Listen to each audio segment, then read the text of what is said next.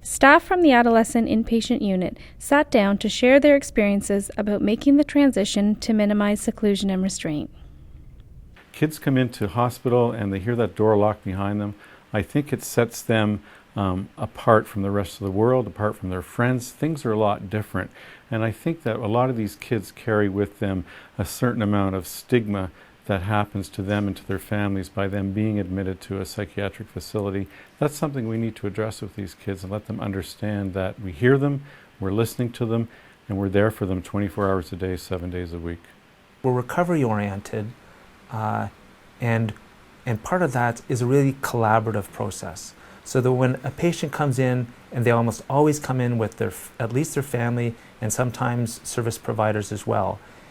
So we're trying to collaborate with the patient, with their family, and with other service providers to understand where they're coming from, how to be helpful for them, some of the triggers that they have, and that's an ongoing working relationship. We come together as a team, an interprofessional team of many different professionals and disciplines, to understand what's driving kids' behavior, and with the knowledge that behavior is the language of children and youth. And so when kids start to escalate, which is oftentimes we can sort of predict when a situation will get sort of out of control and in the past might have led to restraint or seclusion, our key role is really to help support the youth and de-escalate. The behavioral profile tool is actually a really helpful way for staff to simply engage and ask patients about what it is that makes them upset and what are some things staff might notice about their behaviors, about what they might be saying, to give staff the signal that, you know what, I'm getting triggered right now. So it's a really helpful tool, and a part of those questions that are incorporated in the tool are what might be helpful for us to know about that would help you to feel more relaxed when you're upset. What are some things that staff might be able to say, can offer you? What are some options, soothing techniques? And it's used both with direct questioning of the person that we're talking to and also getting information from family members. Thinking about the treatment plan for the patient in general, and maximizing that, right? So maximizing the psychological interventions, maximizing the social interventions, maximizing the medical interventions, making sure that all of those treatments are optimized. I think those are sort of good general principles that could potentially avoid restraint use. And I think including all of the different members of the team in that planning process is something that in my experience I think is key. Our unit has been very, very good at recognizing those early signs and taking interventions to prevent them from escalating to the restraint use period. When we have had to use restraints, we try to minimize the length of time that person is going to be in restraint.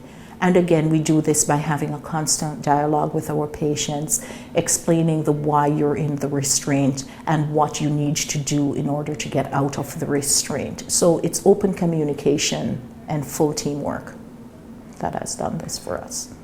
I did have a very interesting conversation with one patient who had been in multiple residential treatment facilities and hospital units, and had a number of restraints throughout her life. She was almost sort of at adult age, and she talked about how she had an incredible level of anxiety and a trauma history, and so she would react very quickly to any sort of unsafe trigger, any kind of trigger that there was a threat against her. And she would respond with the fight or flight response. So she would either fight staff and end up in a restraint in the past, or she would AWOL. And I was just amazed, first of all, at her level of insight and being able to articulate her experiences and how she did on our unit. I'm not even sure if she had any physical restraints here.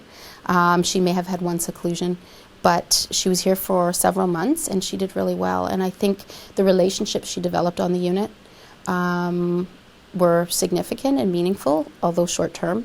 And the staff really appreciating where she was coming from, understanding her triggers, working with her, coaching her through moments where she was triggered, and you know, she knew the skills, she just had a really hard time putting them into practice when triggered. So it was really just staff acting as her coach, her feelings coach, her behavior coach, to get her to actually implement what she already knew, and then giving her a greater sense of competence. And she's done actually remarkably well in the community since being discharged.